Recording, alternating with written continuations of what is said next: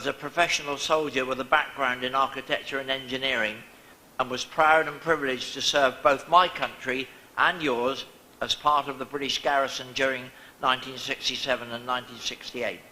My skills as an archaeologist and photographer, as you'll probably realise when you see some of my photographs, were very much amateur. I arrived in Bahrain by a very roundabout route. I started with a posting to Aden.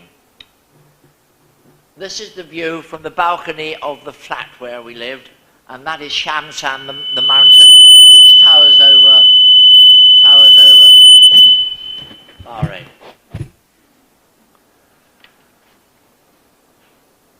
My duties provided me with an excellent opportunity to visit many parts of the Arabian Peninsula, from the Yemen, and that's me standing on top of the mountain, looking down at the harbour of Aden. And I had lots of opportunities to travel around Arabian Peninsula from the Yemen, where there was a road up to Dala or Sana, which is now, I believe, a motorway. Have you got that picture, Sarah, the road to Dala? Yeah, there we go. Very perilous road up to the Yemen. There's now a motorway. Things have changed. I began to fall under the spell of the magic of the desert and to speculate about the ancient civilizations that lay buried beneath its sands. I was fortunate in being able to visit such places, Rian, which was an RAF station, and McCullough, when it was a truly original Arabian port. It was the entrepot into the Hadramat, and it was just magical. I believe that's turned into a tourist centre now with large hotels. But when I saw it first, it looked like that. Completely untouched by Western influence. I was also persuaded that the pilot of an aircraft that was taking me up to Sharjah to fly low over the Hadramat Valley to have a look at the Hadramat skyscrapers. And this is one picture which I shall never forget. Aden was also an excellent starting point for holidays. I took advantage of an opportunity to fly to the Lebanon and visit the biblical cities of Byblos, Tyre and Sidon, and the spectacular Roman remains at Baalbek. Also in easy reach was Africa, and a chance to explore the ruins of Zimbabwe, which eventually became the name that they called Southern Rhodesia, as you know. These were the Zimbabwe ruins, and also the lost city of Gedi, which once was on the coast, which now is about 30 miles away. There's an example of climate change and that we might expect more of. And the relatively modern Portuguese fort in Mombasa. My boyhood awareness of prehistory started because we lived close to Old Sarum. Those of you who know Britain well will know Old Sarum. The cathedral which was built there was eventually taken down, and they built a completely new one down in the valley, which became Salisbury. Stonehenge, which you all know, I'm sure, but and next near to that is this Sidbury Hill, which is the largest mound, I won't say burial mound, largest mound, because nobody knows what it's there for at the moment. The archaeologists are still arguing. It is the largest mound, artificial mound in Europe. It might be of interest to know that Stonehenge was in private hands once upon a time for 500 years, and it was bought in auction in 1915 for about 3,000 Bahrain dinars. That's how much we valued Stonehenge. We value it a lot more now. More thought-provoking on the archaeological world was the estate of a father of modern archaeology you may have heard of, General Pitt Rivers. His 40-acre estate was then and still is open to the public, and as children we could go there for picnics and were able to roam the grounds freely to explore the pavilions and storage sheds that were all littered all over the estate. They were absolutely packed with antiquities from all over the world that were either too big or not worthy to go into his mansion. On his death, the collection of antiquities was given to Oxford University and had to build a museum to put them in. some collection. If you ever get a chance to go to Oxford, do go and see the Pitt Rivers collection. Later, as a teenager, I was inspired by the excavations at Ur and Mesopotamia by Leonard Woolley. That's an aerial picture of Ur. And the excavations at Mohenjo-Daro in the Indus Valley Civilization by Sir Mortimer Wheeler. That's Mohenjo-Daro. And the well-documented work of Tutankhamun tomb by Howard Carter. There he is, ready to break through. And this is what he found inside. No relation, I'm afraid, or perhaps that's good. You might be wondering why I didn't become an archaeologist. The answer is simple.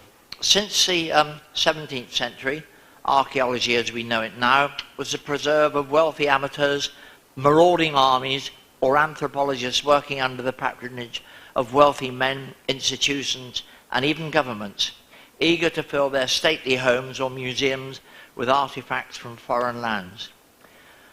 Where they were not regarded as important or of any monetary or great intrinsic value.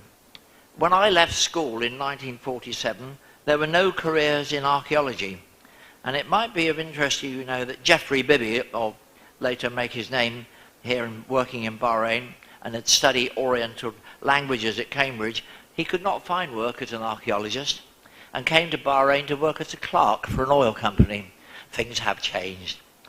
In any case, during the Second World War, I had set my sights on becoming a captain in the Royal Engineers. Happily, I had already achieved that ambition and surpassed it, and now found myself in Aden as a major. Living and working in Aden with a family was a complete paradox. By day, I pursued my military role of resupplying the British forces operating in the Radfan Mountains.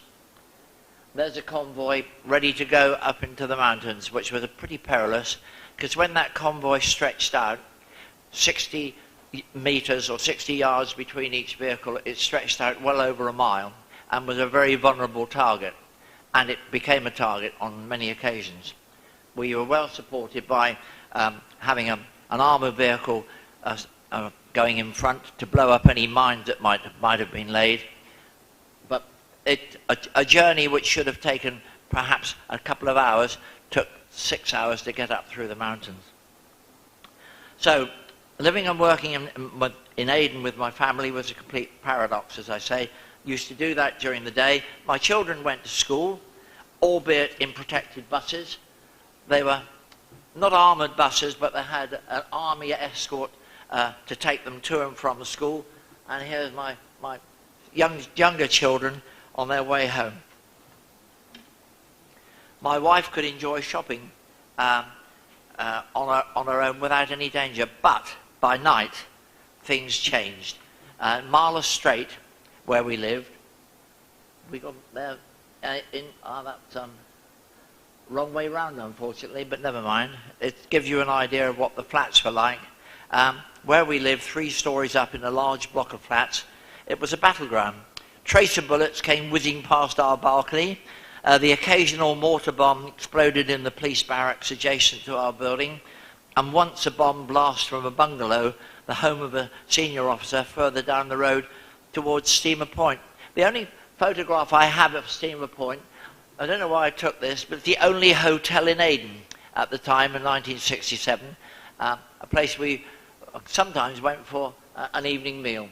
But that was the largest building in Aden, unlike the buildings we now see in Bahrain. It was with some relief that I was informed that my squadron was to be moved to Bahrain when the British forces withdrew from Aden later that year, and my family could move earlier, as soon as accommodation in Bahrain was available. The great day finally came, and I flew with my family to Muharraq. The little girl on the left, or the drop down there, is this little girl over here. How things have changed. Wow. We came over the causeway and we moved into our brand new accommodation, a new block of flats called the Oaks. Now, those of you who know Bahrain well may remember that's what the oaks look like. As far as we can work out, this is what they look like now.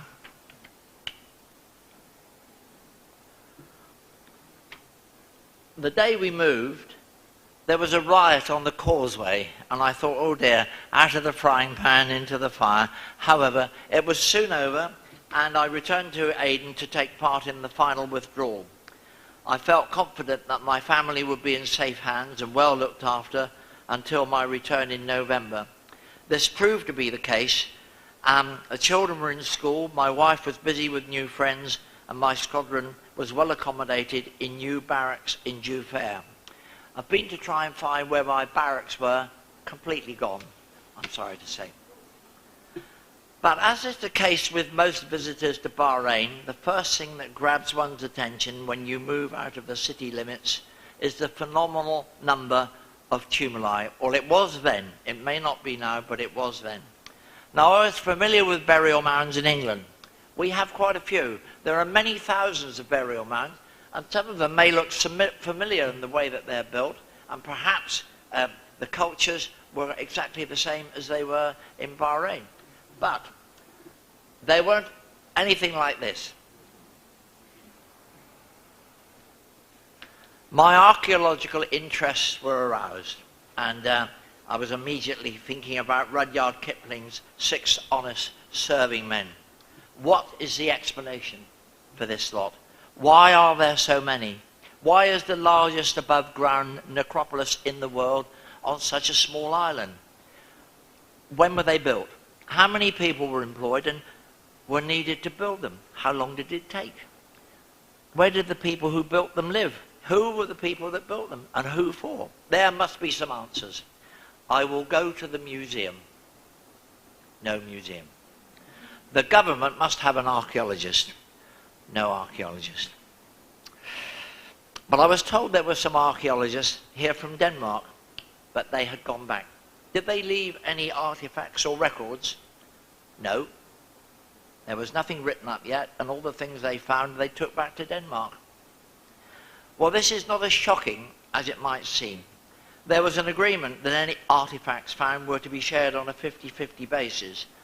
But at that time, there was nowhere that the Bahrain share could be left, or where the painstaking task of analysis, classification, cataloguing, cleaning, and restoring could be conducted.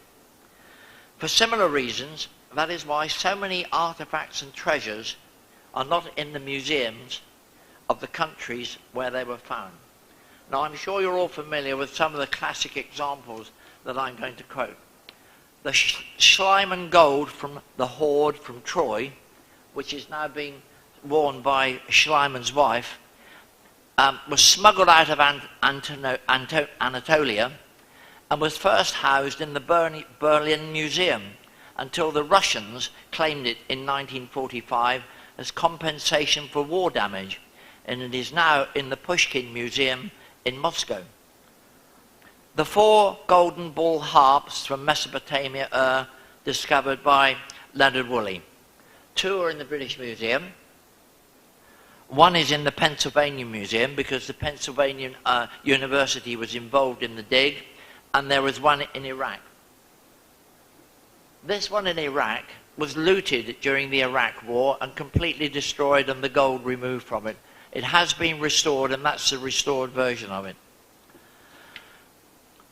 By far the largest artifact to be relocated is the Pergamon altar from Turkey. This is what it looks like now in Berlin. They built a museum around it. This is what it was like when I saw it when I visited the site in Turkey. Now there's, again, not as bad as it sounds, because when the Germans decided to move it, it was being used as a quarry for stone. So they did rescue something, but it is sad to think that these sort of things happen. But it was taken to Berlin, put into a bunker where it stayed during the war, and after the war it was built into the magnificent display which you now see. The list of this sort of thing is endless, but I won't go into that too much. But I've always felt guilty about the Rosetta Stone, which I'm sure you're familiar with. It was originally recycled by the Egyptians as building material, would you believe? And in the 13th century, it was again recycled by the Mamelukes to be part of a wall in a fortress. It was discovered there later by Napoleon's army when they were conquering Egypt, but it was later captured from them by the British. It is now in the British Museum. We have, however, given Egypt a replica. It was Napoleon's conquest of Egypt that, in the 18th century, that sparked off the craze in Europe for Egyptian antiquities. And in 1830, a pair of Luxor obelisks were given to France. Only one was removed, and it now stands in La Place de la Concorde, in the middle of Paris. The so-called Cleopatra's Needle, which stands on the banks of the Thames in central London, is a different matter. It was also one of a pair that was moved 2,000 years ago from what is now Cairo up to Alexandria, and there it fell into disuse. There's no photograph, only a drawing. But the Cleopatra's Needle, which was eventually moved to London, is the one which is buried on the ground. Our Prime Minister was too mean to pay for the transportation costs. We were probably having a financial crisis at the time, like we're having now. And it was not until 1887 that when it was learned that the owner of this obelisk was going to break it up for building material, that a British businessman decided to put up the money and have it moved to where it is now on the banks of the Thames in London. An American businessman, not to be outdone, said, we'll have the other one, and they moved that to Central Park. I've no wish to go into the vexed question of repatriation about these artifacts which are not in the place they should be.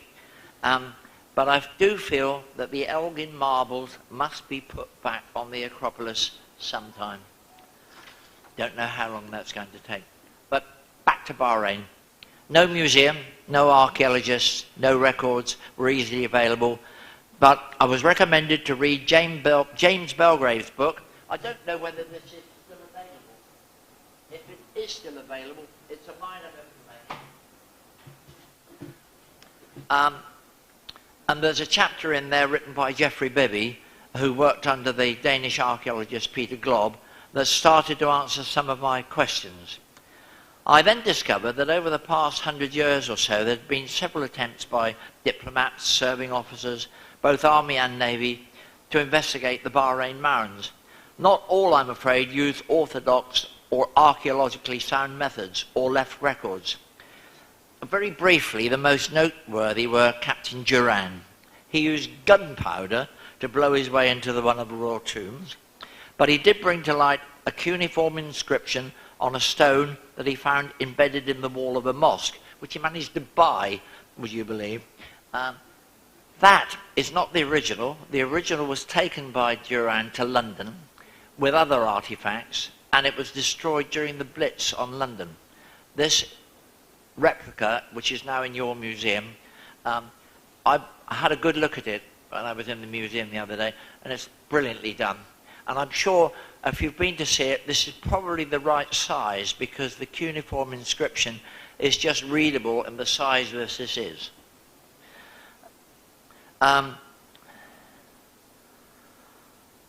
He redeemed himself, this Captain Durand, because he produced a most extensive and erudite report on his work. This is my copy. I have given the original, which I have. He made 12 copies. I've managed to get a hold of copy number 12, and I have given that to the Bahrain Museum, and I hope that they will put it on display, because it's a fascinating document to read. So they've got it for safekeeping. The next of the army officers to try his hand was a Lieutenant Prideaux. He was sent to Bahrain by the Indian government to investigate the origins of the necropolis. He did find some things, but they're all in museums in India, not in Bahrain. Then came Ernest Mackay. He had an archaeological background in Mesopotamia, and he was sent by the famous Sir Flinders Petrie to work out the nature of the tombs and their contents. He deduced the mounds to date from 1500 to 1250 BC. Nearly right, but not quite. His finds are in the British Museum.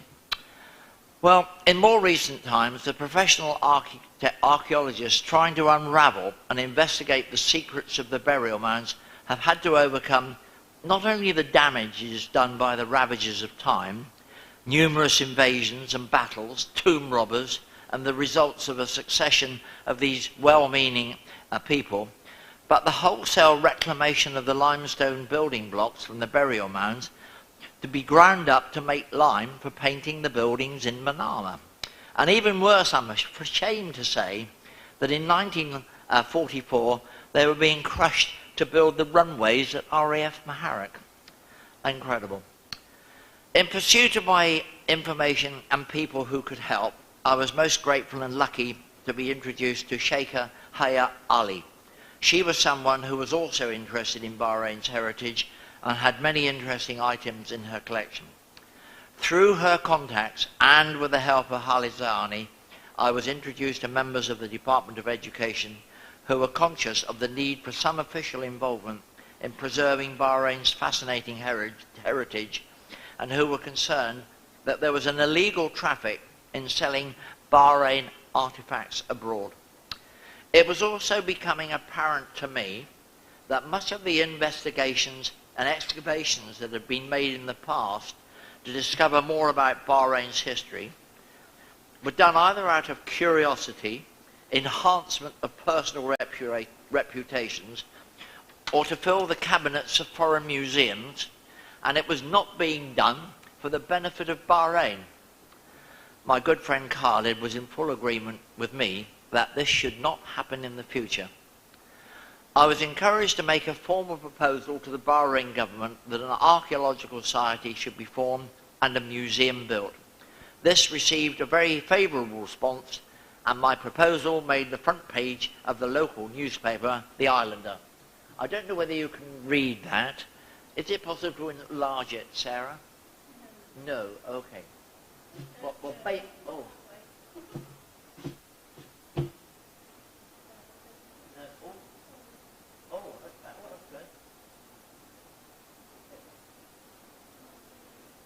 A proposal for the formation of a privately organised archaeological society resident in Bahrain and aimed at the investigation and systematic study of the island's prehistoric past is now being considered.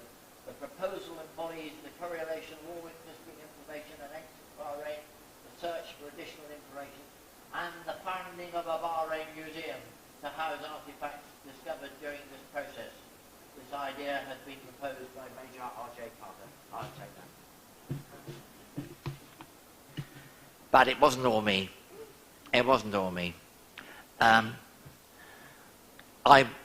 made this proposal, got a very favourable thing, and then this spurred me on to send another proposal setting out how such a Bahrain Archaeological Society should be organised.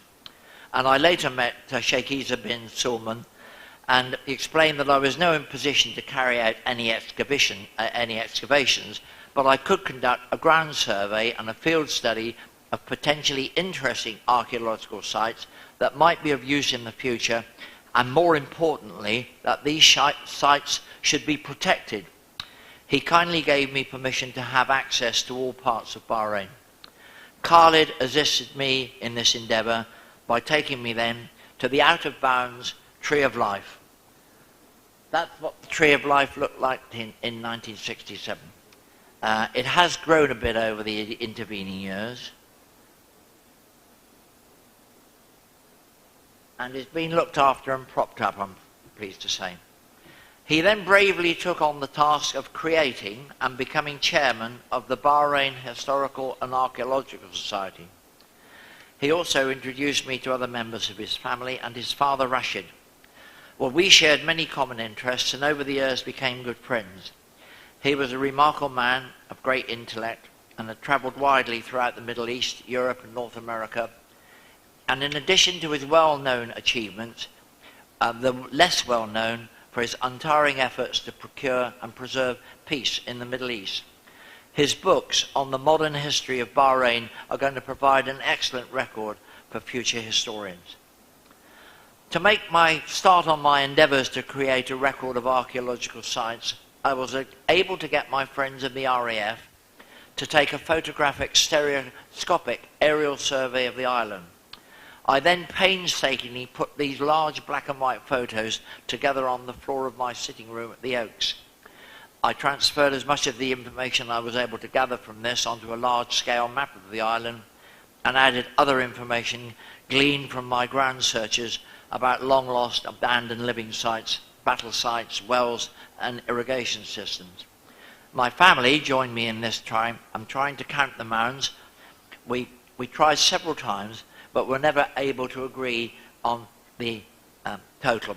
So we settled for an estimate that had gone before for approximately 100,000, and I still think the total number is unlikely to be known unless we can find those original stereoscopic photographs. They're in Bahrain somewhere, because I left them here with the Department of Education.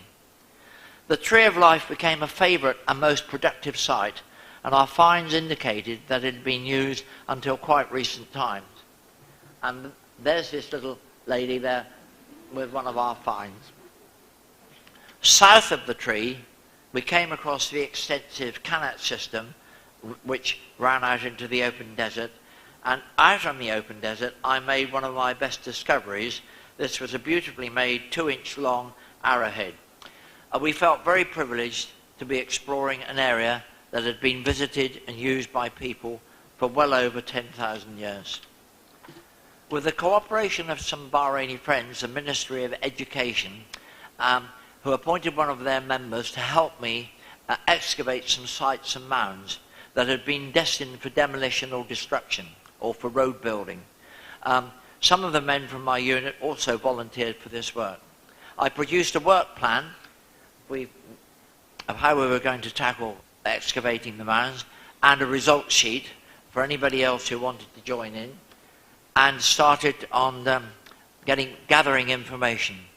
We did get a lot of information, but we didn't really add anything what was already known.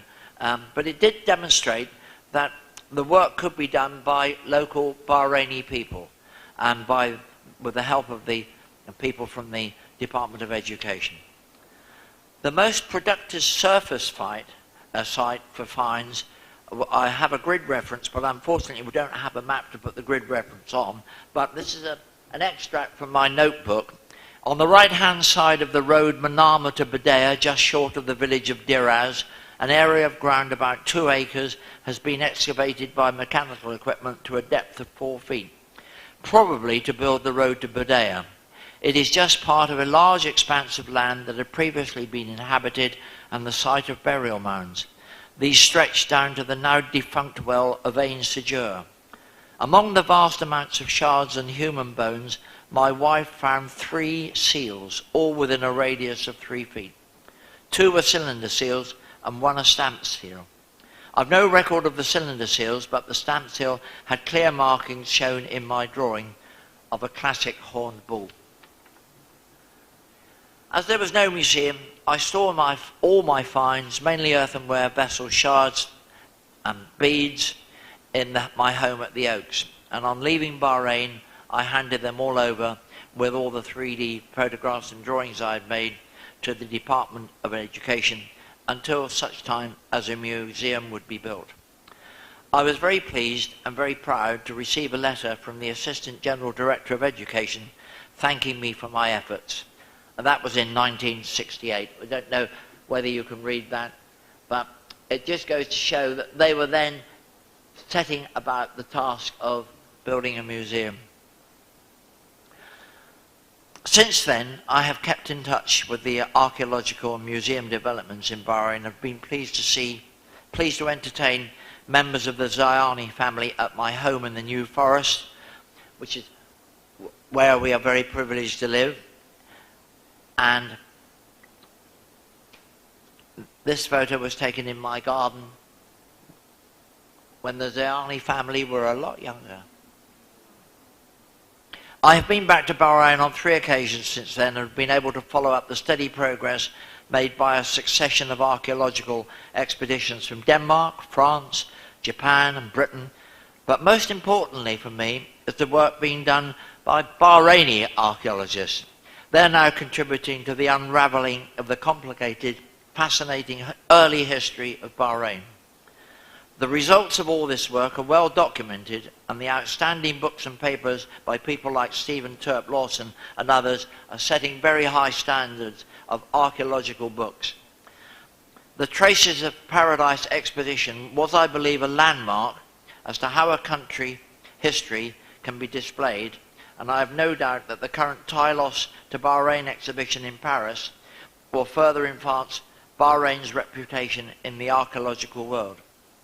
But what gives me the greatest satisfaction is to know that all the artifacts recently discovered and all those coming out of future excavations can now be displayed in Bahrain's National Museum, and with the other museums reflecting Bahrain's past is for me a dream that has come true. Thank you for listening.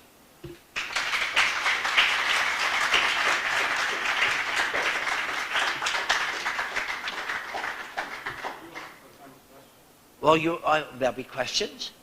Have I not covered it fully? I'd be delighted.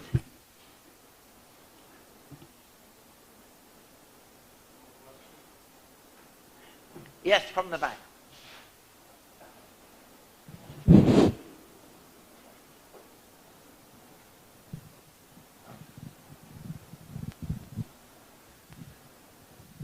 Good evening.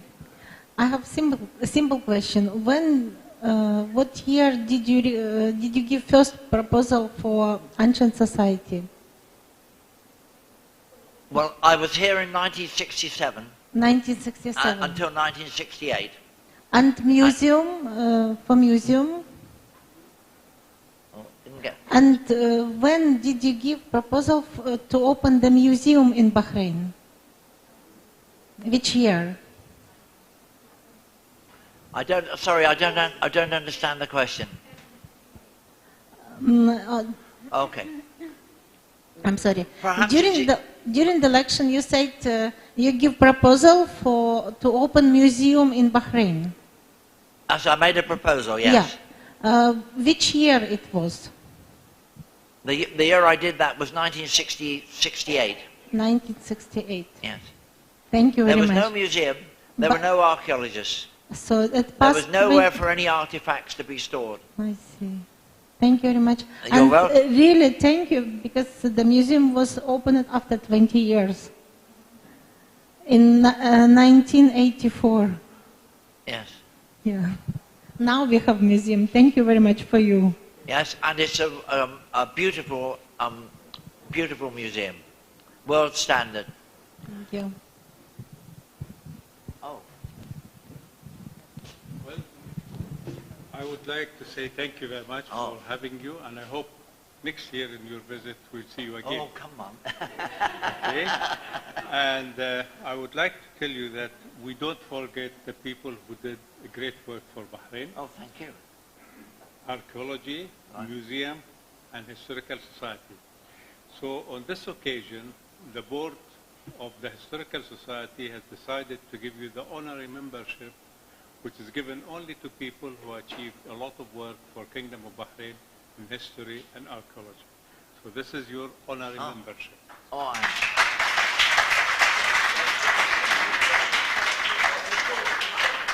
and your name is on the board